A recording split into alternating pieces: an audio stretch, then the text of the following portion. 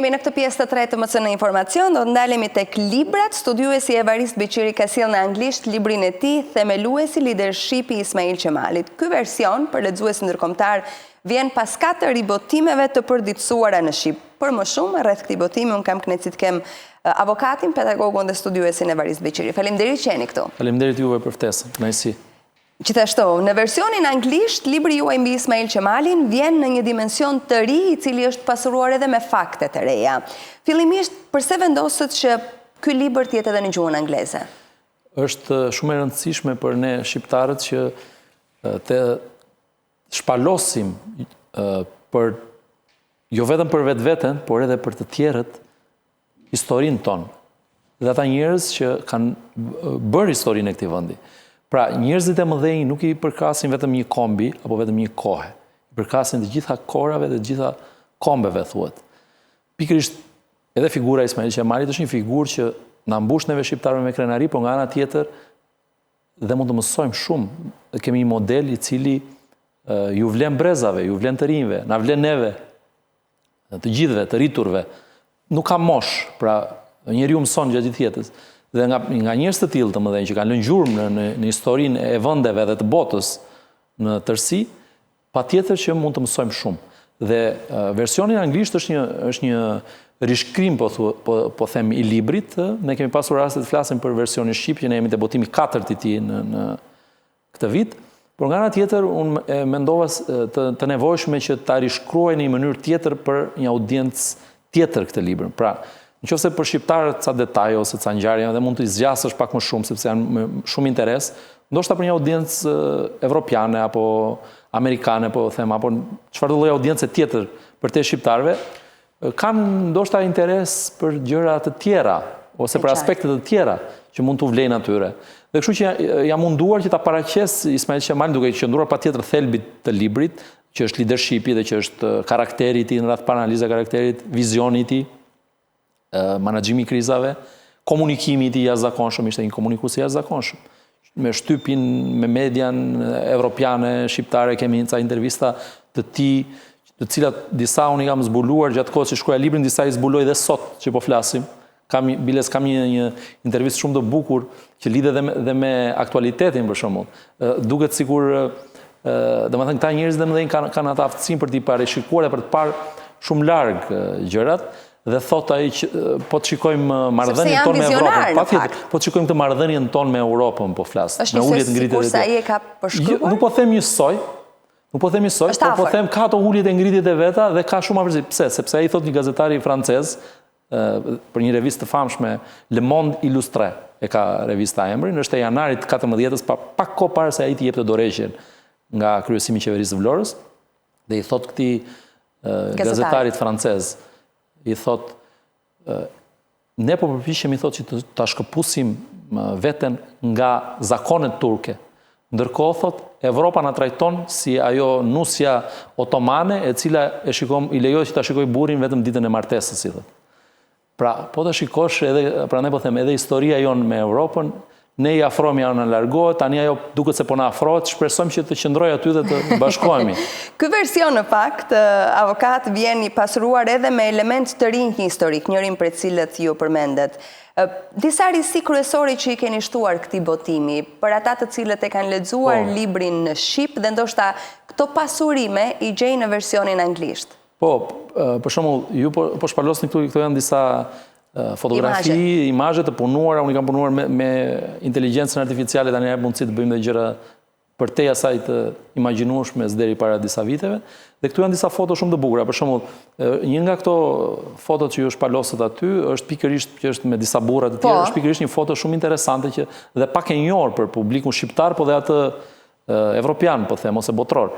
Pra, është Ismail Qemali me antarët e tjerë të Komisionit Evropian të Danubit. Pra, Ismail Qemali ka kryesuar, ka qenë president i Komisionit Evropian të Danubit, që është një organizatë ndërkombëtare dhe që njihet në historinë e marrëdhënieve ndërkombëtare si një ndër të parat organizata e cila u përdor më pas, po, pikërisht është kjo foto.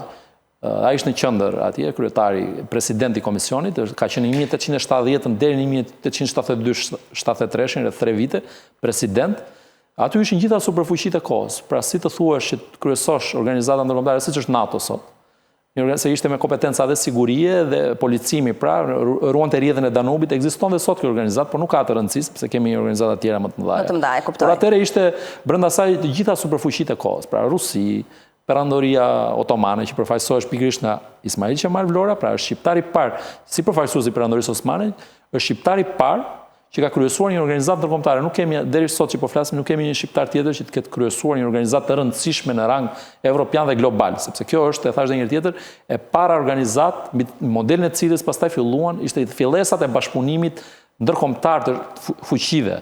Pra lindi mbi bazat e Traktatit Parisit 1850 dhe më pas u vendos dhe qendra e saj ishte në Rumaninë e sotme dhe atje e ka dhe sot, dhe Ismail Qemali, kur ishte dhe guvernator në atë periudhë në Bullgarinë dhe Rumaninë e sotme, në Tulcea quhet qyteti, ka lënë gjurmë atje jo vetëm për shkakun se ishte dhe ex officio, pra për shkak të detyrës së guvernatorit kryesonte dhe Komisioni Evropian të Danubit, pra bazuar në këtë traktatin që unë ju përmenda, ku kishim Rusin, Francën, Prusin, Italin, të gjitha superfuqitë e kohës. Pra, në qoftë se në NATO sot nuk e kemi Rusin, dhe kjo organizatë e kishim atëherë dhe Rusin, pra për të siguruar tregtinë në Danub.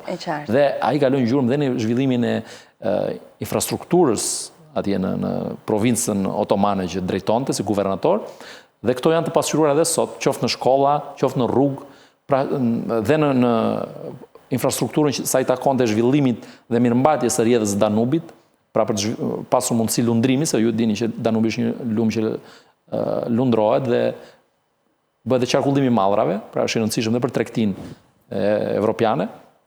Dhe në këtë aspekt, pra, ai ka lënë një gjurmë pra që shkojnë dhe përtej Shqipërisë, përtej vendit tonë. Prandaj them që ne duhet ta zbulojmë figurën e tij si shqiptar në radh parë, po dhe për t'u tregojmë të tjerëve dhe vlerat që ne kemi dhe vlerat të cilat mund t'i ndajmë të tjerët dhe nga të cilat të tjerët mund të mësojnë prej nesh. Pra, se na ndonjëherë ne paragjykohemi. Po, për ta njohur më mirë vetveten ne dhe të tjerët na njohin më mirë. Por duhet jemi ne në gjendje që të shpalosim si duhet ato vlera. Ne si shqiptar nuk ka për ta bërë dikush tjetër këtë. Ose bëjmë ne si duhet.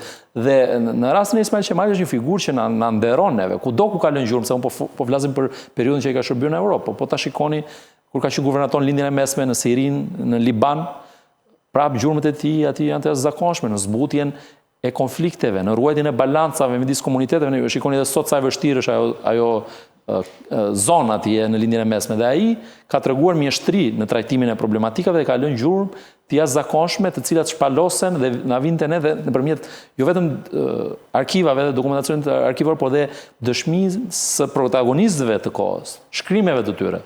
Libri juaj shoqërohet edhe me recensione nga emra të rëndësishëm të kulturës, historisë dhe letërsisë shqiptare, si Ismail Kadare, Nevil Anika, edhe emra të tjerë. Çfarë peshe kanë këto vlerësime për ju, por edhe për vetë veprën?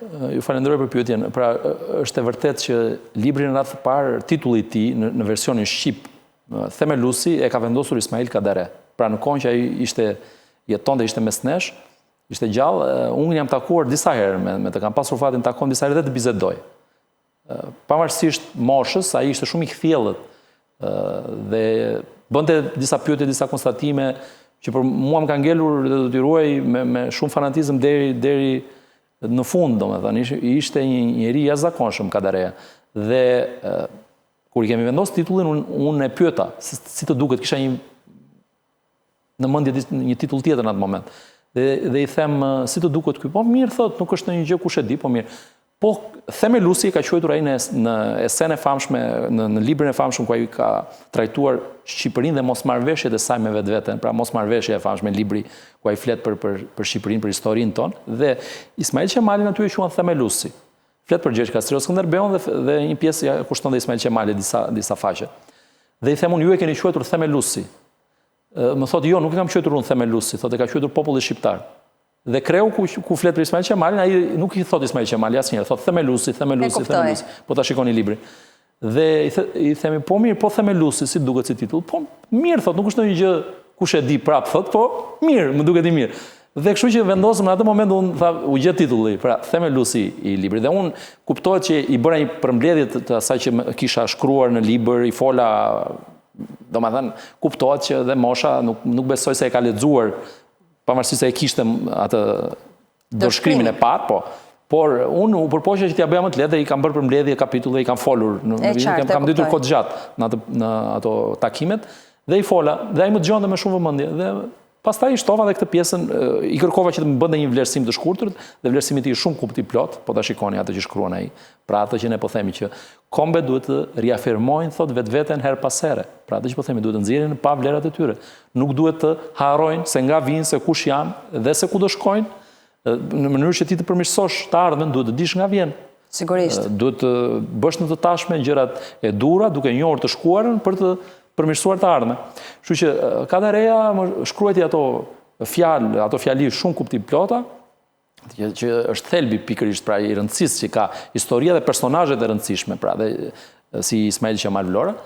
Dhe pastaj unë shtova dhe pjesën, po e quaj nën titullit Leadership i Ismail Qemalit, pra që është thelbi i këtij libri, sepse ky është një libër patjetër biografik, por nga ana tjetër është risia e tij është trajtimi në aspektin e leadershipit, pra e komponentëve të leadershipit. Duke qenë se unë kam dhënë për shumë vite dhe vazhdoj ta jap lëndën e leadershipit në universitet, është një fushë që më ka tërhequr, më ka interesuar gjithmonë dhe kështu që kush më mirë se Ismail Qemali mund t'ua sillte shqiptarëve t'ua bënte më të prekshme këtë leadershipin, se ne flasim gjithkohës dhe në shqip kemi një fjalë shumë të bukur, udhëheqësia.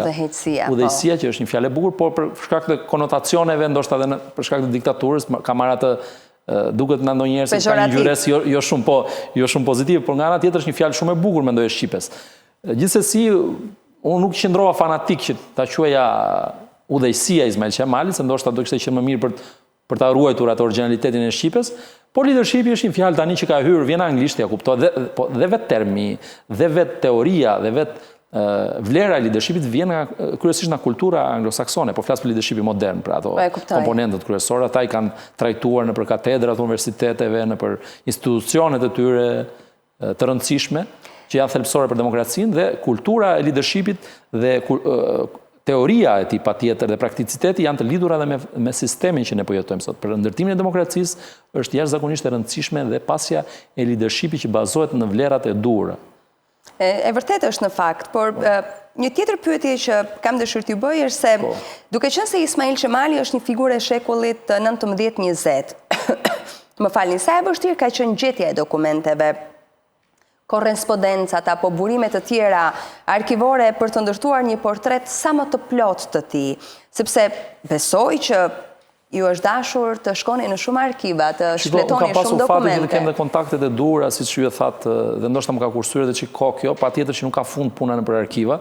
Unë mund të kem eksploruar një pjesë ose të kem shfrytzuar një pjesë, ka edhe shumë gjëra tjera që mirëpresim studiuesit e tjerë që mund të sjellin studime të reja ose elementë të rinj që i shtojnë vlera kësaj figure, po dhe figurave të tjera të rëndësishme të historisë tonë, por nga ana tjetër më kanë ndihmuar me dokumenta njerëzit që kanë pasur akses në këto, siç përmendët ju, profesorët e njohur, po dhe familja e tij më kanë ndihmuar jashtëzakonisht shumë me detaje shumë interesante, po dhe me dokumenta jo vetëm të arkivës, po dhe të mediave të kohës, fotografi pak të njohura, shumë interesante.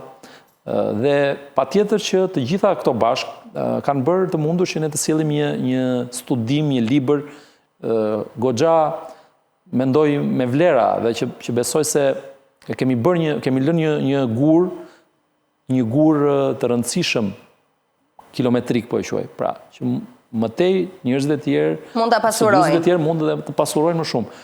Por doja të thoja këtë që nuk ka fund puna, sidomos me këto personazhe, nuk ka fund. Gjithmonë unë dhe gjatë kohës që shkruaj librin kam zbuluar aspekte që edhe vetë jam surprizuar, sa i takon lidhje, siç e thash, të vlerave të leadershipit demokratik, leadershipit liberal, por liberal jo në konotacionin liberal që kuptimin që e marrim ne ndonjëherë që të letë bësh çfarë duash, si më thënë. Po flas liberal në ide, liberal në filozofi politike. Sepse Ismail Qemal Vlora ishte një liberal në kredon e tij politike. Dhe një shqiptar i mirë, një shqiptar që e kishte shumë për zemër zhvillimin e vendit të tij, mbrojtësinë, thot ai, të kombit të tij. E dinte shumë mirë që ne kishim humbur kohë, ishim mbrapa të tjerëve, po thosh nuk është faj i popullit, nuk është faj shqiptarëve, është faj dhe i kësaj perandorie që qëndroi kaq shumë kohë në këto troje dhe na la këto pasoja. Prap, duhet dhënë mundësia, thot, ti kombi që të zhvillohet më tezë, dhe është kombi më i vjetër i Evropës, thot. Dhe po hynë në familjen e madhe evropiane për të ruajtur balanca. Dhe atë ka bërë historikisht Shqipëria në këtë rajon dhe po e bën dhe sot. Në politikën e saj të jashtme është pikërisht guri themelit i vendosur nga themeluesi i këtij vendi. Pra, Shqipëria, thoshte ai, është kolona që e mban në këmbë grehinën e Ballkanit. Dhe pa Shqipëri nuk qëndron kjo godinë. Dhe shikoni sot, qëndron Ballkani, po mos të jenë shqiptarët këtu dhe mos të luajnë atë rol që luajnë, jo. Është e vërtet kjo qasje. Ta mendosh që të paktën në 1900 po referoj unë 14-ën, vitin kur ai u dorëhoq, po pa diskutim pikpamje, domethënë historia e njerëzimit na tregon që nuk ka të bëjë shumë sa vite që ndron në pushtet. Jo, absolutisht, po pikpamjet janë të qëndrueshme.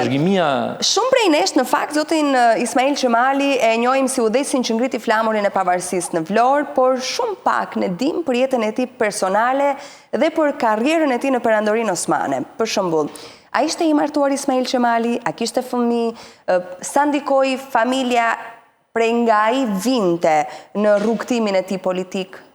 Shumë pak kam përshtypjen e shpolur. Është e vërtet, shumë e vërtet, dhe kjo pyetje është shumë interesante, sepse për shkak të arsyeve politike, po quhet të kohës, në periudhën e diktaturës, familja e tij nuk është se është përmendur. Është shumë e lënë në hije. Është lënë në hije dhe besoj jo pa qëllim, në për atë periudhë, domethënë historike tonë për fat keq, figura e tij shpalose, po deri diku se ishte i pashmangshëm ai në historinë tonë, dhe është i pashmangshëm në kuptimin sepse është ai personazhi qendror, arkitekti i projektit të pavarësisë, njeriu patjetër dhe bashkë me patriotët e tjerë, po është ai mendja, është ai kapiteni, po e quaj që në atë det të vështirë, në atë fortunë, arriti që ta çonte në destinacion anijen, pra, me sukses. Dhe nguli flamurin në balkonin e Sarajeve të Vlorajve, për mos të rënë më ai flamur. Patjetër që me peripecitë, se ne jemi pushtuar dhe jemi pas shpalljes pavarësisë, por ndërkohë flamuri qëndron edhe pas 100, jemi në 2025-ën, 2012, pra 100, në mos gaboj, 13 vite pavarësi. Dakor? Është viti 113 ky që festojmë pavarësinë. Kështu që këto vepra të tilla janë që i rezistojnë kohës dhe unë uroj që jo 100, po dhe 1000 tjera Shqipëria të jetë kështu si është. Por familja e tij ka qenë familje e madhe, ai ka qenë i martuar me një zonjë që quhej Kleonishi, Surmeli, Vlora. Me çfarë origjine? Me dashuri. Ajo ishte me origjinë, thuhet, bie një fisniku, thot, grek, që jetonte në Bullgarinë e sotme, por nga që kam parë unë, ka dhe një prejardhje arvanitase, nga një familje shquar e kohës, zonja Kleonishi, fliste shqipen, thonë ata që e kanë njohur, ka qenë në Shqipëri, periudhën e pavarësisë, ka jetuar pak kohë këtu, kuptohet, shumicën e kohës ka jetuar jashtë Shqipërisë, dhe ka qenë dhe ajo një njeri që ka sakrifikuar shumë, sepse ky personazh ka pasur një jetë me shumë dallg, shumë të vështirë. Po ta shikoni jetën e Ismail Qemalit, ai është internuar që fëmijë, që 3 vjeç, nga turqit, nga sultani. Pra. Iku familja e tij, jati shkojnë në Turqi, nëna, vllai, motra e tij, sepse pastaj ata nuk mbijetuan, vetëm ishte fëmijë vetëm, pastaj në rritje, vdiqën fëmijë, vllai dhe motra. Dhe një nga vllai i tij është varrosur në xhamin, thotë, përmendte kujtimin në xhamin e Selanikut, sepse atje jetoi pak kohë, derisa u rikthyen prapë në Vlorë pastaj dhe vazhdoi dhe gjimnazin Zosimeja në Janinë dhe atë shkollimin dhe karrierën që filloi 16 vjeç në Perandorinë Osmane. Imagjinoni ju një 16 vjeçar sot që fillon punë në Ministrinë e Jashtme të Perandorisë Osmane si përkthyes fillimisht, sepse njihte shumë gjuhë, ka qenë një poliglot, ka qenë mbi 7 gjuhë. Fëmia i pati 10 fëmijë. 9 mbijetuan, ka pasur 6 djemë dhe 3 vajza. Ismail Qemali? Patjetër. Po? Një nga djemët e tij ka vdekur në Tiranë, disa ka vdekur jashtë Shqipërisë. Jo një, po ka vdekur edhe tjetër në periudhën e Zogut, pra po them mbretërisë apo të presidencës Zogut, dhe ishte bërë dhe nderimi në momentin e vdekjes, ndërkohë djali i tij i vogël që ishte Qamil Vlora, ishte një diplomat në kohën e Zogut, po dhe më pas, dhe u dënuan gjatë periudhës komunizmit. Trashëguan mbi emrin Vlora? Jo, një problem tjetër është se u ndryshuan pasi u dënua, ai u dënua për një arsye banale në periudhën e komunizmit, Qamil Vlora ishte, siç e thash, diplomat, një njeri i njohur, erudit, me kulturë, dënohet padrejtësisht për një arsye banale nga sistemi, regjimi komunist i kohës, pas çlirimit, dënohet dhe sëmurët në burg dhe ka vdekur shumë i ri. E kuptoj. 50 vjeç. Pasardhësit e tij, djemtë e tij, që quhesh Ismail Vlora, djali i tij, jetuan në Tiranë dhe pasardhësit e tij, Darling Vlora, Qamil Vlora, Ariana Vlora, shumë radhë, kanë pasur fatin t'i takoj, i njoh, jetojnë në Tiranë, jetojnë në Itali. Pra, janë niprit edhe stërniprit e Ismail Qemalit. Një pyetje kam, avokat, si ka mundësi që ju thatë që ai ka qenë që në vegjëli në moshën 3 vjeçare internuar, dhe nga ana tjetër në moshën 16 vjeçare, ai ngjiti në këtë lloj mënyre shkallët e karrierës. Si mund të funksionojë? Siç e thot ai në kujtimet e veta dhe që Ismail Kadaren e ka goditur aq shumë sa e ka përdorur te pallati i ëndrave atë metaforën, kur e përdor emrin e Qiprëllinjve ai, po e ka marrë pikërisht nga kujtimet e Ismail Qemalit dhe ka ndruar vetëm emrin, se s'ka dashur t'ia lidhë me Vlorën, se trashëgimia e Vlorave ishte shumë e afërt, Qiprëllinjt ishte shumë larg në histori. Dhe thot pikërisht marrëdhënia jonë e familjes tonë me Perandorinë Osmane ishte si njerëzit që jetojnë afër një vulkani. Ka shpërthime të paserdhshme, njerëzit largohen, kur qetësohet afrohen përsëri. Po, mbijetojnë dhe kur qetësohen afrohen përsëri. Pikërisht tek kështu ishte edhe marrëdhënia e tyre. Gjyshi i tij Ismail Vlora, që ka dhe emrin prej tij, u vra nga Osmanët në 5 janar 1829 për shkak të përpjekjeve të tij për të shkëputur nga Perandoria që në 1828-1829. Babai u internua për shkak të kryengritjeve të mëdha të Tanzimatit, kryesisht në jugun e Shqipërisë në vitet 1847 dhe prandaj u internua ai në Turqi dhe familja, pjesa tjetër e Jema Ismail Qemalit dhe fëmijët në Selanik, u rikthyen pastaj kur u gjetë gjua, morën pozitat e mparshme, sepse ata ishin një familje që kanë qeverisur Sanxhakun e Beratit dhe të Vlorës për shekuj, rreth 400 vite. Dhe patjetër u rikthyen, morën pozitat dhe pastaj lindi konflikti me grekët, sepse grekët kërkonin të merrnin Janinën, të merrnin Mecovën, të merrnin atë pjesën që në atë kohë ishte pjesë e Perandorisë Osmane, por banohesh me shqiptar kryesisht. Patjetër ishte edhe grek, ishte edhe ebrej aty, por kryesisht kishte shqiptar në ato troje. Dhe tentuan që ta merrnin pas fitores revolucionit grek, pas konsolidimit, fillimit konsolidimit shtetit grek, filluan që të kërkonin të zgjeronin territoret, por u sprapsën pikërisht nga Mahmud Vlora dhe trupat e tij në vitet 1854, trupat e generalit Grivas quhet. Dhe ai pabesisht nuk u pagua për këtë luftë, trupat e tij nuk u paguan për shpenzimet e luftës, dhe për të ruajtur nderin e shqiptarit, ai shiti gjithë një pjesë të çifliqeve dhe shumicën e tyre, gjithë pasurinë thuajse, për të paguar ata dhe për të ruajtur nderin, sepse Porta e Lartë e pagoi me letra me vlerë që ishin pa vlerë realisht, por ai nuk mund të humbte nderin e tij dhe i pagoi vetë nga xhepi i tij njerëzit e tij që luftuan për të dhe luftuan për Shqipërinë e atërshme, por që ishte pjesë e Perandorisë Osmane. Tani, thatë ju si ka mundësi 16 vjeç. Pikërisht pra sepse shteti i kohës ishte shteti Osman dhe gjithë shqiptarët e shquar donin s'donin qofse do bëje një karrierë, aty do shkoje të punoje dhe aty do bëje karrierën, por ndërkohë do thoni ju, a ishte, se është dhe kjo pyetja që ngrënë ndonjëherë dhe me një farë tendence, a ishte shtetar otoman Ismail Qemali apo ishte shqiptar? Si është një pyetje pa kuptim dhe shumë, domethënë, cinike. Normalisht që otoman po që ishin gjithë atëre se ishin brenda këta perandorie. Po ndërkohë në shpirt ai ishte shqiptar. Ku e shikojmë ne këto detaje, do thoni ju? Merrni, shikoni Ismail Qemalin, unë sot kam vendosur flamurin këtu shqiptar, shikoni fotografitë e tij, nuk paragjën asnjë lloj medalje, zbukurimi, asnjë gjë. Po të shikoni shqiptarët e tjerë të shquar të kohës, që kanë shërbyer të gjithë në Perandorinë Osmane. E tregonin përmes këtyre? Jo, ai është dekoruar, po të shikosh arkivat osmane, si vinet i që është përkthyer edhe në Shqip, pra shkruar nga vetë otomanët. Ai është dekoruar me gjitha medaljet më të larta të osmanëve. Ka marrë dekorata dhe të Austro-Hungarisë, ka marrë dhe nga kur ishte funksionar i lartë, guvernator, se ka qenë guvernator, ka qenë antar i Këshillit të Lartë të Shtetit, ka arritur deri dhe kryetari i Parlamentit otoman, Ismail Qemali, përveç deputet dhe kryetari i Parlamentit përkohësisht. Dhe nuk ka asnjë fotografi të Ismail Qemal Vlorës ku të ekspozoj dekoratat apo medaljet e fituara si funksionar i lartë i Perandorisë. Ndërkohë merrni shqiptarët e tjerë, hapni fotografitë e tyre të shquar, që ne patjetër kemi qenë edhe patriot më vonë që kanë ndikuar dhe te rilindja kombëtare në një mënyrë ose në një tjetër, do gjeni fotot e tyre ku ekspozohen këto, si që kemi dhe në shqiptarë që qef të mburemi. Pavarësisht se ishte nga Vlora, nuk e kishte gjokë si ngrop, si themin. Por, pa tjetër, pse do thoni ju nuk i ekspozon dhe këto medalje? Sepse pushtusi, ngelet pushtus, dhe për të që i kishin vrarë gjyshin, e kishin internuar teatrin, familjen, atë vetë si fëmijë dhe internuar si fëmijë, u internuar dhe si i rritur, dhe është internuar 7 vite Ismail Qemali. Në periudhën e lidhjes Prizrenit, e largoi sultani nga Stambolli.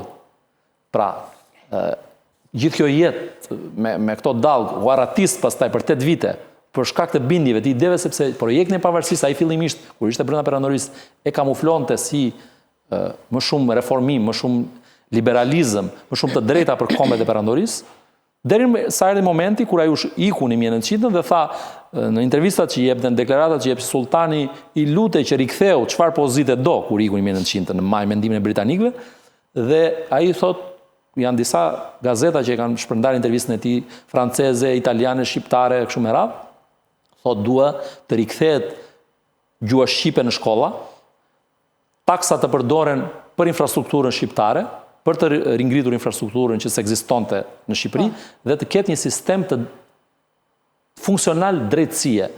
Këto 3 pika, nëse nuk plotësohen këto, thot ai nuk kthehem më. Dhe mbajti fjalën nuk u kthye më, po u kthye kur sultani u detyrua të shpallte kushtetutën otomane të 1876, ku ai kishte kontribuar dhe si një nga ata kushtetutbërësit, po e quaj, kishte dhënë kontribut dhe për ta shkruar atë kushtetut bashkë me Mitat Pashën, që ishte një mendje tjetër e ndritur e asaj periudhe, dhe pikërisht u rikthye atëre kur filloi të liberalizoj, jo të liberalizoj, po filloi që perandoria osmane të tronditej dhe derisa mbajti deri në 1912 me shkëputjen dhe të Shqipërisë, pra filloi dhe rënja dhe ta të pjeta. E kuptoj. Avokat, unë ju falenderoj shumë që ishit në studio, faleminderit edhe për këtë përmbledhje dhe dhënje të fakteve dhe detajeve rreth Ismail Qemalit, edhe përgëzime dhe urime për botimin e këtij libri në gjuhën angleze. Faleminderit juve, ishte shumë kënaqësi. Faleminderit. Ne do të shkojmë në reklama dhe do kthehemi përsëri në minutat e fundit që gjithmonë ja dedikojmë sportit.